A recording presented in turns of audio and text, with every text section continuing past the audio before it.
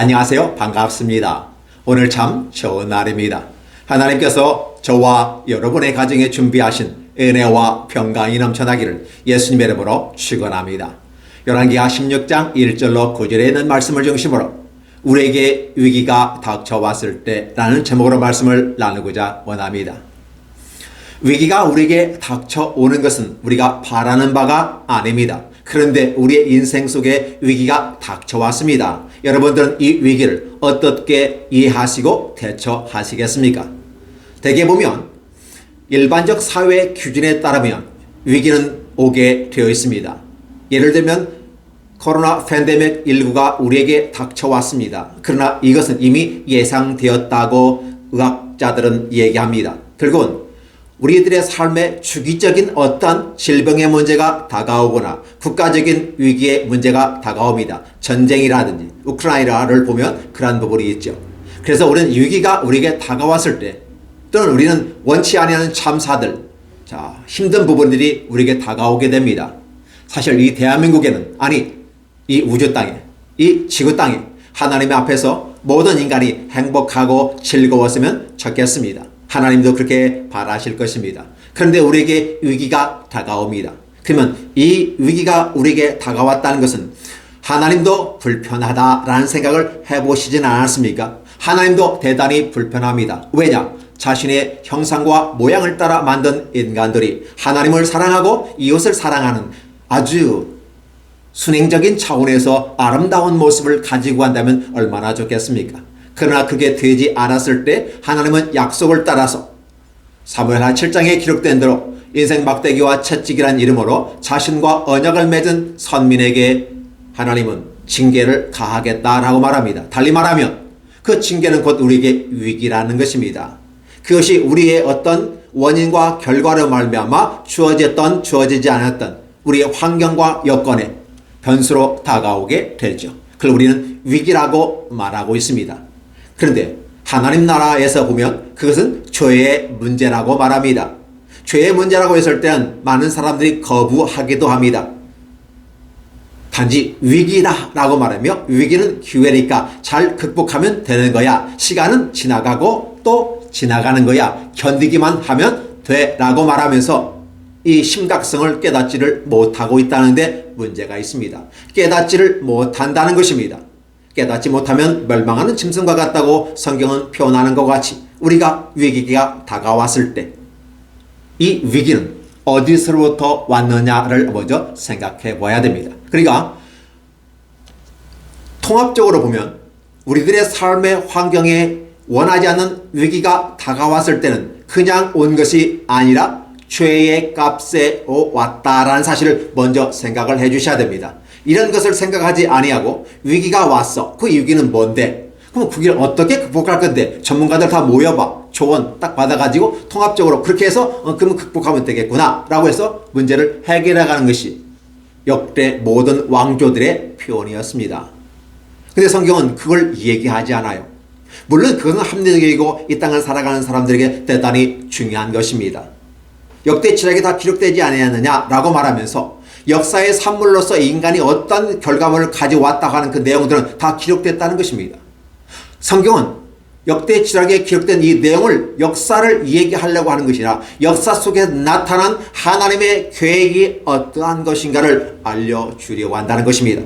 그렇기 때문에 위기가 왔다고 하는 것은 죄가 우리에게 있다라는 것입니다. 선행 조건이 바로 죄라는 것입니다. 그러면 그 위기를 극복하는 데는 사실은 죄의 문제가 해결되면 위기도 없어지는 것이죠. 왜? 인생 막대기와 채찍으로 우리를 징계하고 우리를 가르치기를 원하시는 하나님, 아름다운 원래의 모습으로 회복하기를 원하시는 하나님께서 이 죄의 문제를 해결해 보라고 위기를 주신다고 생각합니다. 그러면 이 위기를 극복하는 방법은 다른 방법이 아니라 하나님 앞에 돌아와서 내가 하나님과 사람들 앞에 어떠한 죄를 지었을까를 자기 자신을 돌아보는 객관화 작업이 필요한 것입니다.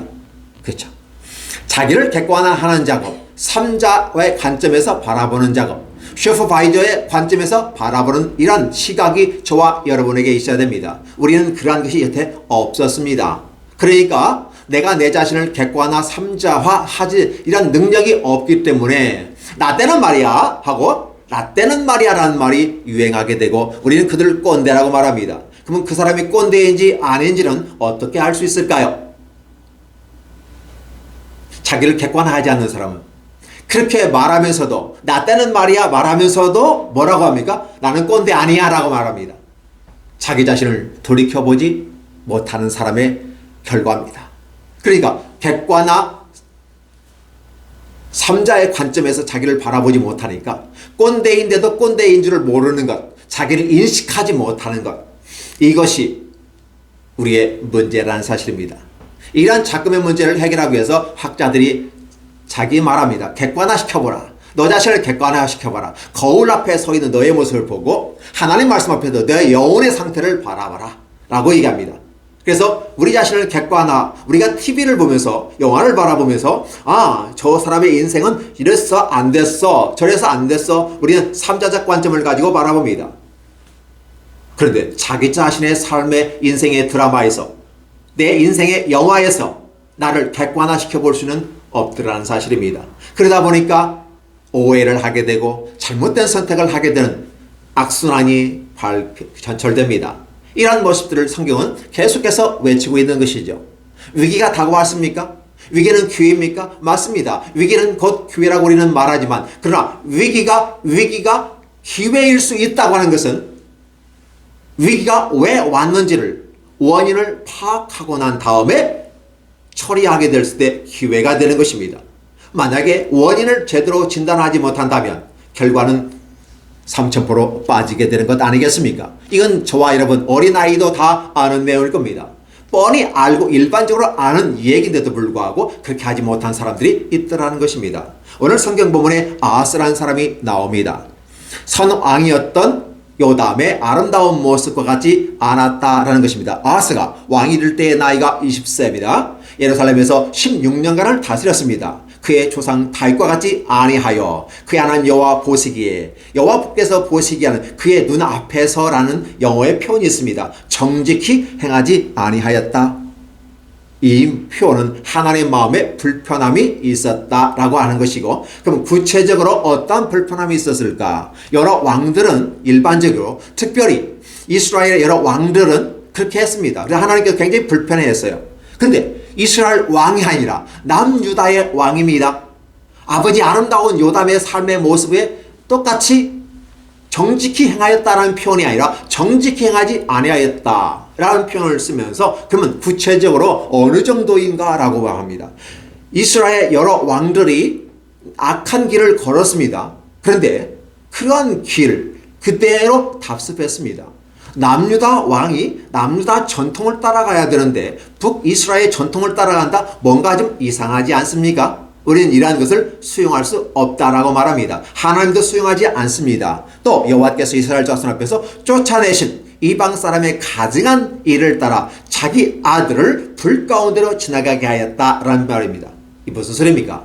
제사라는 개념은 양과 소, 비둘기라든지 여러 짐승들을, 동물들을 잡아다가 하나님께 드립니다. 그런데 이방인의 제사, 몰렉을 섬기는 그 제사 행태에 보면 사람을 제물로 드리게 됩니다. 재미있는 것은 하나님의 모양과 형상을 따라 창조된 인간이 하나님이 만든 피조물 앞에서 희생제물로 드려진다고 하는 이런 어처구니없는 하게 되는 것이죠. 그래서 레위기에서는 이걸 가증한 일이라고 말하며 이러한 일을 하는 자는 죽이라고 하는 것입니다. 자기 아들을 불 가운데로 지나가게 했다. 물론 심각성이 있어서 그러겠죠. 어떤 심각성일까요? 어떤 위기 상황이나 어떤 문제를 타결하거나 아니면 누굴 희생양 삼아서 그렇게 할 수도 있겠습니다만은 세상에서 하는 방식이죠. 그러니까 남유다예요. 다윗의 왕조예요. 하나님의 등불을 준 나라예요. 말씀을 따라 일거가 나가야 되는 사람들이에요. 근데 전혀 다른 모습으로 나타난다는 사실입니다. 아름다운 아버지 밑에서 악한 아들이 나오게 되더라는 사실입니다. 이러한 것을 바라보면 각자의 삶 속에서 아버지의 죄는 아버지에게, 아들의 죄는 아들에게, 아버지의 상은 아버지에게, 아들의 상은 아들에게, 이런 성경의 표현이 맞습니다. 선한 왕이었던 요담 아들 아하스가 이래 악한 짓을 했다라고 하는 것입니다. 그러기 때문에 하나님 앞 보실 때 북이스라엘도 안 했을 일들을 남유다에서 다윗의 등불을 따라가는 그 왕이 이런 일을 하고 있다는 것은 하나님의 왕이 경노하게 만드는 것 아니겠습니까? 자, 보십시오. 구체적으로 그런 일들이 나옵니다. 산당들과, 이 산당이라는 개념은 높은 산, high places, 높은 지역을 말합니다. 그리고 그에 나무들이 있습니다. 이 모든 푸른 나무라는 개념은 우리가 상수리 나무라는 표현을 쓰기도 하면서 웅장한 나무, 큰 나무, 이게 높은 지역에 큰 나무가 있다면 이건 신령스러운 나무다. 마을을 지켜주는 나무다. 그런 밑에서 제사를 드리면서 나무에게 제사하고 나무 귀신에게 제사 드리는 것입니다. 그게 분양하였다. 일반적인 종교적 심리에 따라서 그런 행위를 하게 됐더라. 근데 문제는 남유다 왕 아하스가 이런 일을 했다라는 사실입니다. 이렇게 하나님 보실 때 악한 일들을 하게 되죠. 이런 죄가 하나님 앞에 형성이 되는 것입니다. 그러면 하나님은 여기서 눈을 감고 내버려 둬야만 할까요? 아니면 개입해야 할까요? 여러분들은 어떻게 생각하십니까? 만약에 저와 여러분이 이 아하스와 같은 이런 행위를 했고 하나님이 여러분을 지켜보실 때 하나님은 여러분에게 개입하시기를 원하십니까? 아니면 너 다치 건드리지 마세요. 개입하지 마세요. 방임해 주세요. 라고 여러분은 요청할 겁니까? 하나님은 이에 대해서 다윗의 등불을 따라 이루어지는 메시아의 계보를 이어가는 이 남유다 왕 아하스가 잘못된 길을 걸어가게 할 때 하나님은 약속에 따라 그렇게 합니다.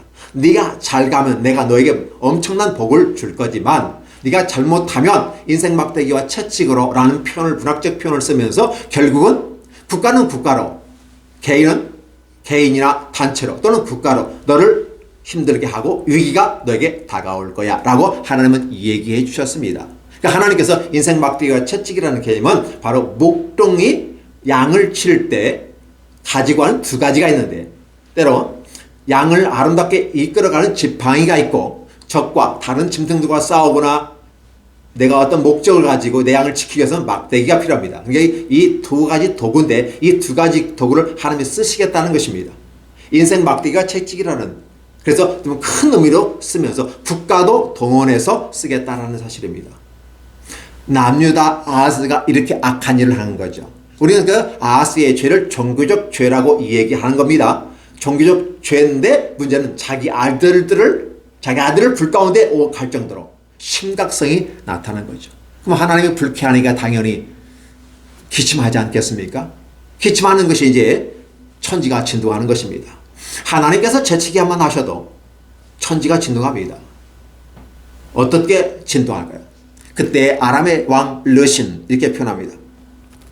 어떤 것일까요? 아람의 왕 르신입니다. 그리고 북이스라엘 왕 르말리의 아들 베가가 예루살렘에 올라왔습니다. 그때 당시에 배경을 보면 이 르신과 베가는 반아수르 정책을 씁니다. 그러니까 위에 아수르가 있고 아람이 있고 북이스라엘 있고 남유다가 있으니까 결국은 이 밑에 쪽은 다 반아수르 정책으로 하나 연합군을 형성했으면 좋겠다는 생각을 가지고 있었는데 때마침 아하스가 범죄하고 그다음에 이 사람이 친아수르 정책을 쓰니까 어떻게 합니까? 이 르신과 베가가 연합군을 형성해서 남유다를 공격하게 되더라는 사실입니다. 그럼에도 불구하고 하나님은 이 아하스의 나라 유다를 지켜서 보존은 해주시지만 막대한 피해를 가지게 만드는 것이죠. 즉 위기가 다가오게 됩니다. 그래서 어느 정도 그 피해가 갔냐면 아람 왕 르신이 그동안에 유다가 했던 엘랏을 회복하고 성을 다시 빼앗는 것입니다. 그 유다 사람을 다 쫓아냈고 자기 백성들을 그곳에 이주시켜서 자기 땅이 만들었는데 오늘까지 이르렀다. 이렇게 얘기합니다. 그리고 수많은 사람들을 잡아가고 많은 사람을 죽였습니다. 국가적인 위기입니다. 국민적인 큰 환란입니다. 누구 때문에? 아하스가 종교적인 죄를 범하였는데 단순한 종교성의 죄가 아니라 바로 하나님께서 가장 극도로 혐오하는 몰렉의 신의 제위를 항하는 이런 모습을 통해서 하나님은 깨달으라고 기회를 주시는 것이었습니다. 그러면 사실 이러한 문제, 즉 르신과 베가가 침입하기 전에 먼저 이런 문제가 없었더라면 그런 전쟁도 없었을 것이라는 것이 성경의 전제가 되는 것이고요. 이런 문제가 발생했다면 어떻게 해야 될까요? 바로 즉시 하나님 앞에 회개해야 하지 않을까요? 그런데 하나님을 떠난 자, 하나님께 관심이 없는 자, 여호와의 언약을 무시하는 자, 여호와의 성전을 회파하는 자는 하나님의 말씀을 기억하지 않습니다. 자, 그에게는 하나님이 없기 때문에 죄에 관심이 없어요. 이 세상에 많은 사람들이 교회에서 죄를 얘기하고 회개하라고 하면 이 소리가 듣기 싫어서 교회에 오지 않는다고 얘기합니다. 내가 헌금까지 하면서 시간까지 내가면서 교회까지 왔는데 회개하라, 천국이 가까이 왔느니라 라고 하면 화가 난다는 것입니다. 마치 유대인들에게 예수께서 말씀하셨을 때 어떻게 말씀합니까? 회칠한 자여 회개하라 이렇게 얘기했을 때 우리가 누구이겠는데, 나는 율법을 준수했고 나는 하나님의 율법에 완벽한 자인데 네가 뭔데 회개하라고 해 하면서 기분 나빠했다는 사실입니다. 이런 모습들을 바라보는 거죠. 이런 모습을 바라보면서 바로 돌이켜야 되는데, 그래서 지금 이 북이스라엘이 추후에는 유대 백성으로 인정을 받잖아요. 그런데 그 선배들부터 지금 예수님 당시에 유대인들에게까지 똑같이 가더라는 것입니다. 원인을 분석하고 길을 알려주었음에도 불구하고 듣지 아니하는 자들이 많아요. 성경은 그래서 복 있는 자는, 귀 있는 자는 들을지어다 라고 말하는 것입니다. 하나님께서 말씀하시는 것이 마음이 열려지고 이해가 되어서 수용하게 되면 그에게는 믿음이 생기고 과연 회개가 나타납니다. 그러면 위기는 사라지게 됩니다. 새로운 평안이 발생하는 것이죠. 왜? 더 이상 위기가 존재할 목적을 상실했기 때문에 그렇습니다. 하나님께서는 회개하는 그 사람에게 다시 기회를 주시는 것입니다. 따라서 위기는, 기회라는 말을 아무데나 쓰시면 안 된다는 사실입니다. 이 위기가 닥쳤는데 이 아하스는 어떻게 합니까? 친아수르 정책을 계속 피면서 반대 입장을 쓰고 끝까지 고수하게 되는 것입니다. 물론 이사야가 그렇게 충고를 하죠. 그러나 중요한 건 뭐냐면 외교적인 문제 속에서는 분명히 친아수르 정책을 치는 게 편한데 이게 상호 혼합되어졌죠. 뒤섞여지는 과정 속에서 아하스는 하나님께 와서 죄를 회복하고 이게 잘못됐기 때문에 하나님께서 화가 나셨구나 라는 생각을 하지는 못하고 뭐합니까? 어떻게 이 문제를 해결할 것인가? 원인이 뭐야? 라고 보다는 이것이 문제는 이런데 어떻게 해결했으면 좋겠어? 라고 하면서 일반적 해결 방법을 찾게 되는 것이죠. 그래서 가장 좋은 방법이 뭘까? 우리가 그전에 친아수르 정책을 폈기 때문에 아수르 왕 디글라빌레셀에게 사자를 보냅니다. 어떻게 변합니까? 아쉬운 놈이 고개 숙인다고. 그렇죠? 나는 왕의 신벽이고 나는 왕의 아들입니다. 독립된 하나의 국가로서의 그 기능을 상실하고 나는 당신의 신복으로서, 나는 당신 왕의 아들로서 이건 겸허한 게 아니라 굴욕적인 것이죠. 이제 아람 왕과 이스라엘 왕 백가가 나를 치료하니 청하는데 올라와서 나를 구원하소서. 이 나를 구원하소서라는 말은 누구한테 했습니까? 주여 나를 구원하소서라고 했을 때 이 아하스는 아수르 왕 불이라고 하고 디글라빌레셀에게 어떻게 나의 주, 나의 하나님으로 이렇게 표현할 정도로 당신은 나의 왕이십니다.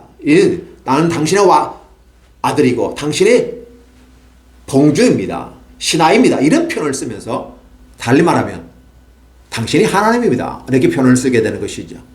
결국은 어떻게 됩니까? 여호와의 성전에 있는 왕궁의 국관에 있는 은금을 다 내다가 예물로 줍니다. 왕궁에 있는 것은 지가 줄 수 있어요. 지 거니까. 근데 여호와의 성전에 있는 금은 누구 겁니까? 여호와 하나님의 것입니다. 물론 국가적인 차원에서 볼 때는 왕이 모든 것 다 통제할 수 있습니다. 그러나 중요한 것은 여호와께 드려진 것은 여호와께, 왕의 것은 왕에게. 예수께서도 말씀하시죠. 이 세금을 누구에게 바치리까? 그 통제는 누가 있느냐?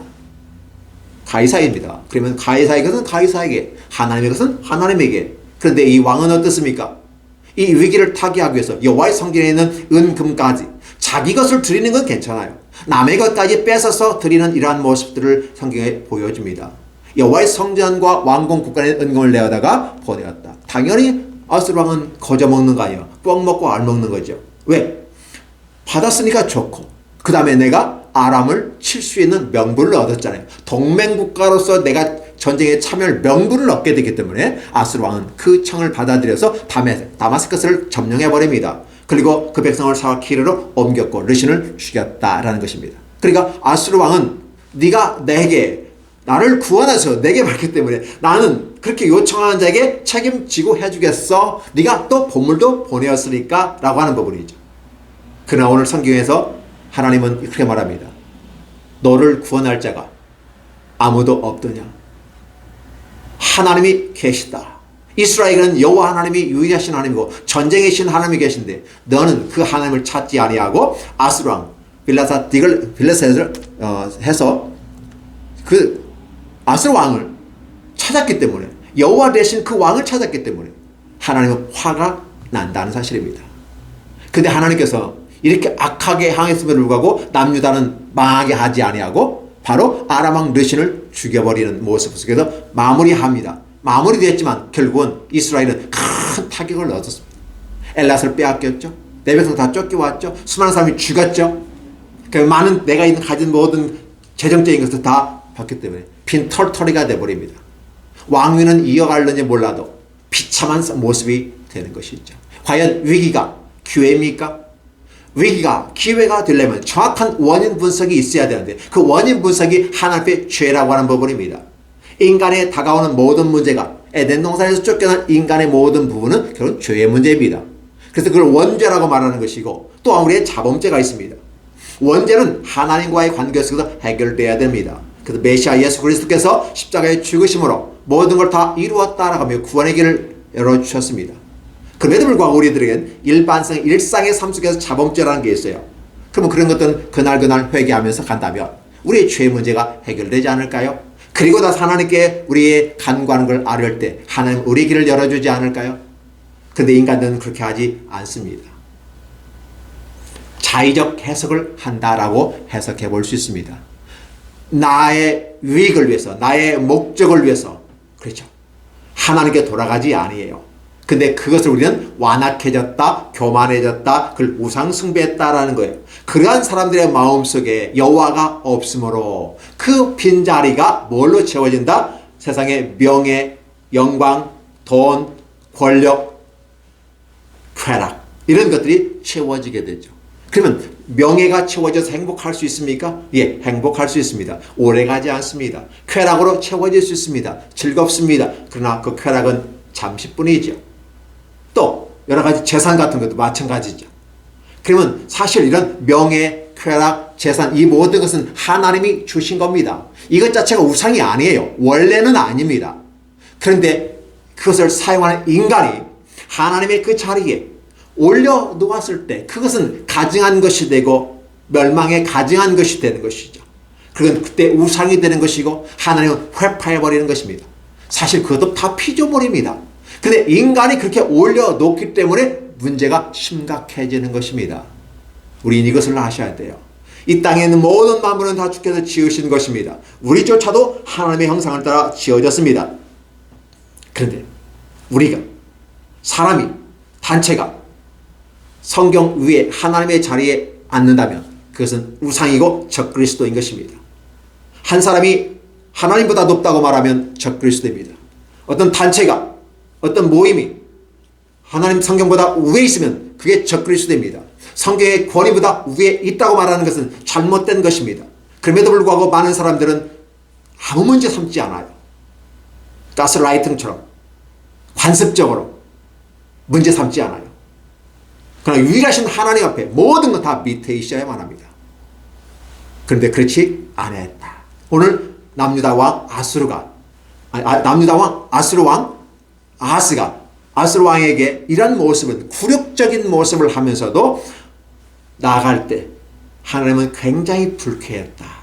당연히 죄의 문제는 하나님이 따질 수밖에 없었고 죄값은 치르겠는데 결국적으로 위기가 아니라 쪽박을 차는 계기가 되어졌다라는 걸로 오늘 본문은 끝나게 되고, 그럼에도 불구하고 하나님은 남유다를 보존해달라는 거죠. 왜? 다윗에게 약속한 등불을 남겨두시겠다고. 두 지파를 약하지만 그래도 이 두 지파에게 다윗의 등불을 켜서 명맥을 유지해서 앞으로 오실 메시아가 오기까지 그 명맥을 유지하려는 하나님의 노력이 깃들어 보이는 것이죠. 그래서 결국 르신을 죽였지만, 그죠? 어떻게 보면 아하스가 성공한 것 같지만 이런 것이 너무 많은 진 전쟁, 그죠? 지는 전쟁을 했다. 전쟁은 어떻게 보면 이긴 것 같아요. 그러나 진정한 전쟁의 승자는 아수르가 이긴 것이고 이스라엘은 피해를 보면서 승리자가 됐습니다. 우리는 이런 걸 보는 거죠. 그럼 저와 여러분들은 어떠한 모습에서 승리자가 됐으면 좋겠습니까? 가장 중요한 것 정리하겠습니다. 죄를 지키기 전에 무엇? 죄를 지지 않으면 위기는 오지 않는다. 그 죄가 없는데도 위기가 온다고 하는 것은 하나님께서 우리에게 환난과 고난을 주면서 우리를 업그레이드 시키는 차원에서 우리를 훈련의 당으로 썼을 때, 그래서 소대장이 되고 교관이 되기 위해서는 어떤 일정한 훈련을 겪는 것처럼 아무 문제 없는데 왜? 직급을 올려주기 위해서. 그래서 훈련은 코스가 있어요. 장교 코스, 사관학교 코스, 이런 코스, 이러한 것으로 가면, 그러니까 죄가 아닌 상태에서 환난이 오면 기뻐하고 즐거워하시고 그걸 잘 이겨내면 됩니다. 그러면 위기가 기회로 여러분에게 하나님께서 엄청나게 돌려주실 것입니다. 직급도 올라가고 여러분의 명예와 신용도가 또 올라갈 것입니다. 그러나 그렇지 않다면, 죄로 말미암은 것이라면 반드시 죄를 해결하고 가셔야 됩니다. 그리고 해결하면 그 문제, 위기는 사라지게 됩니다. 따라서 오늘 저와 여러분이 믿음을 떠나서 하나님과 관계없이 여호와의 가르침을 무시해버리고 세상 가치를 따라가면 그렇게 된다는 사실이에요. 그러나 이것마저도 저와 여러분에게 하나님은 선택하라고 하는 것입니다. 하나님의 말씀을 따라 갈 것인가? 하나님 없이, 말씀을, 언약을 무시하면서 갈 것인가? 그 결과는 자명한 것인데 오늘 저와 여러분에게 하나님은 그걸 얘기하는 것입니다. 믿어라, 억지로 믿지 마십시오. 믿지 않으면 믿지 마십시오. 때가 안 됐기 때문에 그렇습니다. 천국에 갈 준비가 안 된 사람에게 천국 집어넣으면 문제가 되는 거 아니겠습니까? 그러나 때가 되면 하나님은 자신의 백성들을 천국으로 이끌어갈 것입니다. 중요한 것은 그 때가 되기까지 여러분 기도하고 기다리십시오. 그리고 하나님의 인도하심을 바라십시오. 하나님은 선한 길로 인도하실 것입니다. 위기는 위기가 아니라 기회라고 말씀하십니까? 예, 맞습니다. 위기는 위기가 아니라 기회가 될 수 있습니다. 그러나 원인 파악하지 못하고 정확한 진단을 하지 못하면, 하나님의 관점에서 하지 못하면, 미시적인 관점에서는 얼마든지 해결할 수 있는 것 같이 보이지만 거시적인 차원에서 통합적으로 그 문제를 접근해서 해결해가는 것이 진정한 지혜다라는 것입니다. 그리고 효율적이고 합리적인 결과를 가져오게 될 것입니다. 우리들의 믿음이 성장하기를 원하십니까? 더 믿음의 단계 업그레이드 하기를 원하십니까? 고급스러운 아름다운 믿음의 장성한 분량에 이르기를 원하십니까? 주의 말씀에 귀를 기울이십시오. 그리하면 여러분에게 형통할 것입니다. 기도하겠습니다. 하나님 아버지 감사합니다. 우리 모두에게 놀라운 축복과 은혜가 가득한 아름다운 시간 되게 하여 주시고 풍성한 은혜가 넘치게 하여 주옵소서. 오늘 이 말씀을 듣고 위기가 기회가 된다고 세상에서 기준을 가서 허황된 꿈에 머물러 있지 않게 하시고 진정한 아름다운 진단과 판단을 정확히 함으로써 우리에게 다가온 이 위기가 죄의 문제였다는 사실을 먼저 해결하고, 죄의 문제가 아니라면 우리를 성장시키기 위한 하나님의 한 단계 업그레이드 되는, 우리를 축복의 장으로 만들어가는 고난이 되기 때문에 이 고난을 잘 이해하고 이겨낼 수 있도록 축복하여 주시옵소서. 예수님의 이름으로 기도하옵나이다. 아멘. 안녕하세요. 반갑습니다. 오늘 참 좋은 날입니다. 하나님께서 저와 여러분의 가정에 준비하신 은혜와 평강이 넘쳐나기를 예수님의 이름으로 축원합니다. 열왕기하 16장 1절로 9절까지 낭송합니다. 느말레의 아들 베가 제17년에 유다의 왕 요담의 아들 아하스가 왕이 되니 In the 17th year of Pekah son of Remaliah, Ahaz son of Jotham king of Judah began to reign. 아하스가 왕이 될 때 나이가 20세라 예루살렘에서 16년간 다스렸으나 그의 조상 다윗과 같이 아니하여 그의 하나님 여호와께서 보시기에 정직히 행하지 아니하고 Ahaz was 20 years old when he became king, and reigned in Jerusalem 16 years. Unlike David his father, he did not do what was right in the eyes of the Lord his God. 이스라엘 여러 왕의 길로 행하여 또 여호와께서 이스라엘 자손 앞에서 쫓아내신 이방 사람의 가증한 일을 따라 자기 아들을 불 가운데로 지나가게 하며 He walked in the ways of the kings of Israel and even sacrificed his son in the fire, following the detestable ways of the nations the Lord had driven out before the Israelites. 또 산당들과 작은 산 위와 모든 푸른 나무 아래에서 제사를 드리며 분향하였더라. He offered the sacrifices and burned the incense at the high places on the hilltops and on the various feeding tree. 그때 아람의 왕 르신과 이스라엘의 왕 르말리의 아들 베가가 예루살렘에서 올라와서 사울이하여 아하스를 애워쌌으나 능히 이기지 못하니라.